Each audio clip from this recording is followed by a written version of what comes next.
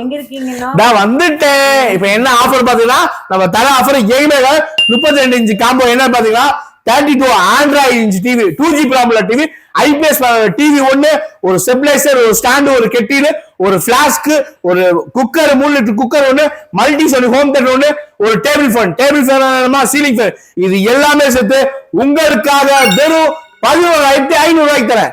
வெறும் 11,500 ரூபாய்.